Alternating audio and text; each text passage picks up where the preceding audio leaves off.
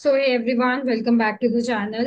And as we discussing chapter number 5, class 11, psychology. The chapter name is learning. और learning में ही आज हम एक नया टॉपिक डिस्कस करने जा रहे हैं, दैट इज स्किल लर्निंग। मतलब कि जिसे हम ये कह सकते हैं कि हम ऐसी चीजों को सीख के अपनी लाइफ में कैसे अपनी लाइफ की एक्टिविटीज को हम इनहांस कर सकते हैं।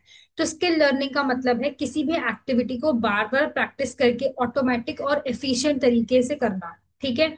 यानी एक ऐसी एबिलिटी डेवलप करना जिसमें हम कम सोच के स्मूथली और स्मूथली काम को एक्यूरेटली तरीके से कर सकते हैं, जैसे कि साइकिल चलाना हो गया है ना, स्विमिंग करना हो गया, टाइपिंग करना हो गया, या फिर ड्राइविंग करना भी हो गया। They are also a part of skill. ठीक है। तो इसमें कहीं ना कहीं कुछ चैलेंजेस भी आते हैं और कुछ कैरेक्टरिस्टिक्स भी हैं। कैरेक्टरिस्टिक्स में आपकी सबसे पहली बात हो रही है लीड्स टू ऑटोमेट। देखो, ऑटोमेटिसिटी। सबसे पहली बात अगर मैं बात करूं तो स्किल लर्निंग तब होती है जब एक्टिविटी को बार बार रिपीट किया जाता है। ठीक है। ऑटोमेसिटी क्या मतलब क्या है? ऑटोमेटिक जिसको हम बोलते हैं, जब स्किल डेवलप हो जाती है, एक्टिविटी ऑटोमेटिक हो जाती है। ठीक है। मतलब कि बिना कॉन्शियस, मतलब कहते हैं ना, अनकॉन्शियसली हम सोच के मतलब किया जा सकता है ना। कॉन्शियसली भी आप सोच सकते हो। दूसरा एफिशिएंसी। देखो, जब स्किल्ड पर्सन काम कम एनर्जी और समय में काम कर सकता है तो वो उसकी एफिशिएंसी को शो किया जाता है। सबसे बड़ी बात है ट्रांसफरेबल। कुछ स्किल्स सिमिलर टास्क में भी काम आते हैं, जैसे टाइपिंग से टेक्सटिंग इजीली हो जाती है, राइट। तो कुछ इसके स्किल्स भी होते हैं जो हमें देखने को मिलते हैं। ठीक है। जैसे कि मोटर स्किल्स। मोटर स्किल्स क्या है? ये स्किल्स बॉडी मूवमेंट और सेंसरी कोऑर्डिनेशन पे बेस्ड होते हैं। ठीक है। जैसे एग्जाम्पल के तौर पे साइकिलिंग करना, स्विमिंग करना। कॉग्निटिव स्किल्स की बात की जाए तो ये स्किल्स थिंकिंग, प्रॉब्लम और सॉल्विंग रीजंस पे बेस्ड होती है। एग्जाम्पल आपका मैथमेटिकल प्रॉब्लम हो गया, चेस हो गया, है ना। तो कॉग्निटिव स्किल्स के कुछ स्टेजेस भी होते हैं और कुछ लेवल्स भी होते हैं जिन्हें हम अभी धीरे धीरे समझने की कोशिश करेंगे। जैसे कि मान के चलो कि अच्छा चलो, ये तो इसके फैक्टर्स हैं। इससे पहले, फैक्टर से पहले भी मैं आपको एक चीज बता देती हूँ। कॉग्निटिव स्किल्स में क्या होता है ना, नए टास्क को सीखना, इंस्ट्रक्शंस फॉलो करना, मिस्टेक्स बिल्कुल कॉमन है। नया वीडियो गेम सीखना, है ना, एसोसिएटिव स्टेज। परफॉर्मेंस इंप्रूव होती है, मिस्टेक्स कम होती है और प्रैक्टिस से एफिशिएंसी बढ़ जाती है ना। और कहीं ना कहीं ऑटोमेटिक स्टेज भी आता है। स्किल ऑटोमेटिक और स्मूथ हो जाती है, अटेंशन कम लगती है और टास्क इजीली परफॉर्म हो जाता है बिकॉज आप उसको कर रहे हो ना बार बार, दैट इज वाई। ठीक है। तो बहुत सारी चीजें हम इजीली कर पाते हैं। डेली लाइफ एक्टिविटीज हो गया, प्रोफेशनल ट्रेनिंग्स हो गया, इवन आप अपनी स्पोर्ट्स और गेम्स को भी इजीली कर पाते हैं। ठीक है। दूसरी बात, स्किल लर्निंग के साथ साथ हम नया टॉपिक डिस्कस करेंगे, that is the factors facilitating the learning. Internal factor और external factor. As we know, देखो, अगर आप इन्वायरमेंट में रहते हो तो इन्वायरमेंट में रहने का मतलब ये है कि हर चीज को दो पार्ट्स में डिवाइड किया गया है। ठीक है। तो फैक्टर्स ऑफ लर्निंग क्या बताता है? लर्निंग को बेटर और एफिशिएंट बनाने में कुछ इंटरनल और एक्सटर्नल फैक्टर्स का बहुत बड़ा रोल होता है। ठीक है।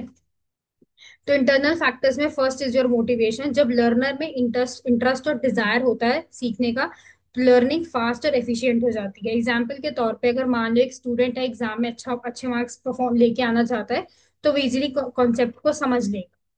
Second one is the maturity और द कॉग्निटिव डेवलपमेंट। एज और मेंटल डेवलपमेंट का भी एक इफेक्ट होता है। सपोज एक स्टूडेंट है, उसकी लर्निंग एबिलिटी अलग होती है, एडल्ट्स की अलग होती है, डिपेंड करता है कि उसका एज फैक्टर क्या है। वहीं अगर मैं इसकी अटेंशन के बारे में बात करूं तो हाई, अगर लर्नर का ध्यान मतलब बिल्कुल फोकस्ड है तो लर्निंग और अटेंशन बेटर होगी। और सबसे बड़ी बात है प्रायर नॉलेज। जो नॉलेज ऑलरेडी है उसके ऊपर नई लर्निंग को बिल्ड करना आसान होता है।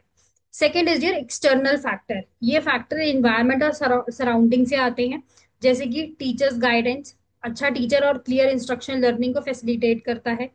Second thing, learning environment. Learning environment का मतलब है बुक्स, चार्ट्स, ऑडियो विजुअल्स और एक्सपेरिमेंट से अंडरस्टैंडिंग और इजीली हम कर सकते हैं। Next one is your reinforcement. Reinforcement का मतलब पॉजिटिव पॉजिटिव फीडबैक और रिवॉर्ड से लर्नर मोटिवेटेड रहता है, मिस्टेक्स कम करता है।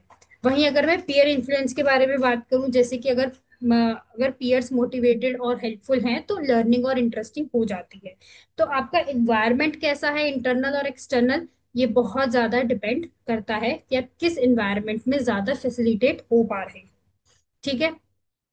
वहीं पे ही now we are talking about the learning disabilities with their characteristics and there are types of the learning disabilities. हमने पहले की क्लास में भी डिस्कस किया है, हम अभी भी डिस्कस करेंगे कि ये होता क्या है, बट इसको थोड़ा सा डिटेल्ड मैनर में डिस्कस करेंगे। देखो, लर्निंग डिसेबिलिटीज का मतलब है स्पेसिफिक न्यूरोलॉजिकल और कॉग्निटिव डिफिकल्टीज, जैसे एक पर्सन सर्टेन स्किल्स एफिशिएंटली और एक्यूरेटली लर्न नहीं कर पाता, चाहे उसकी इंटेलिजेंसी और मोटिवेशन नॉर्मल भी क्यों ना हो। मतलब ये जनरल इंटेलिजेंट का प्रॉब्लम नहीं होता, बस स्पेसिफिक एरियाज में डिफिकल्टीज होती है। जैसे कि स्पेसिफिटी, जिसको आप ये कह सकते हो कि स्पेसिफिसिटी होती है, जैसे कि प्रॉब्लम सिर्फ कुछ स्पेसिफिक एरियाज में होती है, जैसे पढ़ने में, हाँ, या फिर लिखने में, या फिर मैथमेटिक्स में। It's normal. अगर मैं नॉर्मल इंटेलिजेंस की बात करूँ तो जनरल इंटेलिजेंस नॉर्मल या एवरेज होती है, लेकिन लर्निंग में डिफिकल्टीज फिर भी होती हैं। वहीं अगर मैं परसिस्टेंस की बात करूँ, ये प्रॉब्लम्स बचपन में स्टार्ट होती हैं और अप्रोप्रिएट सपोर्ट ना मिलने पर एडल्टहुड तक चली जा सकती हैं। वहीं अगर मैं डिफिकल्टी डिस्पाइट एफर्ट की बात करूं, तो लर्नर में मोटिवेशन और एफर्ट हो सकता है, फिर भी इंप्रूवमेंट स्लो होती है। वहीं अगर मैं वेरिएबिलिटी की बात करूं, एक एरिया में प्रॉब्लम हो सकती है, जैसे रीडिंग हो गया है ना, पर दूसरे एरियाज उसके बिल्कुल नॉर्मल परफॉर्म कर रहे हो, ये भी तो हो सकता है। वहीं अगर हम इन प्रॉब्लम्स के बारे में अगर बात हम कर ही रहे हैं, तो इसमें भी कुछ टाइप्स होते हैं। पहला होता है डायलेक्सिया, रीडिंग डिसेबिलिटी, मतलब कि पढ़ने में, वर्ड को रिकॉग्नाइज करने में, कॉम्प्रीहाइज मतलब कॉम्प्रीहेंशन करने में बहुत दिक्कत होती है। वर्ड्स और लेटर्स में कंफ्यूज हो जाते हैं, रीडिंग स्लो है और इनएक्यूरेट है, फिर स्पेलिंग की मिस्टेक्स कर रहे हैं, है ना। वहीं अगर मैं बात करूं राइटिंग डिसेबिलिटी की, जिसको हम क्या बोलते हैं, डाइसग्राफिया। ठीक है, ये क्या है, डाइसग्राफिया क्या है, जहाँ पे राइटिंग स्किल्स में डिफिकल्टी है। ठीक है, पुअर हैंड राइटिंग है, डिफिकल्टी है in organising the thoughts on the paper. वहीं स्पेलिंग और ग्रामर में इतनी गलतियां हैं, है ना। अगर मैं तीसरी बात करूं, मैथमेटिकल डिसेबिलिटी, ठीक है, दैट इज डायस्लेक्सिया। ठीक है, जहाँ पे मैथमेटिकल कॉन्सेप्ट और कैलकुलेशंस में डिफिकल्टी है। ठीक है। अच्छा, आप इसको दो तरीके से भी बात कर सकते हैं कि आप नंबर्स में भी कंफ्यूज हो जाते हैं। ठीक है, जहां पे आप डाइट कैल्शिया में बात कर रहे हैं, वही डिफिकल्टी आपको टाइम में भी होगी, है ना, आपको मनी में भी होगी, आपको मेजरमेंट में भी होगी। मतलब ये बेसिक है एकदम।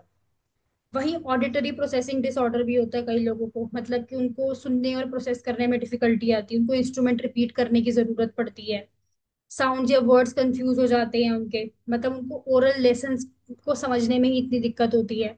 वहीं अगर मैं विजुअल प्रोसेस के बारे में बात करूं, मतलब कि विजुअल इंफॉर्मेशन को प्रोसेस करने में डिफिकल्टी है, चार्ट और मैप ही नहीं समझ में आ रहे हैं, तो ये बिल्कुल बेसिक है। और वहीं एडीएचडी, ये जो मैंने आपको पहले भी बताया है, एडीएचडी क्या है आपका, attention deficit hyper activity disorder, मतलब कि आपको अटेंशन में प्रॉब्लम है, आप थोड़े से इम्पल्सिव हो, आपकी फोकस लर्निंग में कमी है, आपकी इफेक्ट हो जाती है। इसके बहुत सारे कॉजेज हो सकते हैं, जेनेटिक फैक्टर्स भी हो सकते हैं, ब्रेन फंक्शनिंग भी हो सकता है, एनवायरमेंट इन्फ्लुएंस भी हो सकता है। ठीक है, तो आप मैनेज कैसे कर सकते हो इसको, अगर आपको जल्दी पता लग जाए तो इस पर इंटरवीन कीजिए। ठीक है, कुछ टीचिंग मेथड्स को स्पेशलाइज कीजिए, इन्वायरमेंट का सपोर्ट लीजिए, और सबसे बड़ी बात है काउंसलिंग और थेरेपी जरूर जरूर लीजिए, सो दैट कि आप इन सारे फैक्टर्स को ठीक कर पाए। और बहुत हद तक ये चीजें ठीक भी हो जाती है अगर इसकी प्रॉपर काउंसलिंग ली जाए तब। So don't make your own doctor. Try to solve these problems with the help of the counselor or the therapist as well, so that your problem will be soon solved as soon as possible. So this is all about the today's session, and finally this chapter is completed.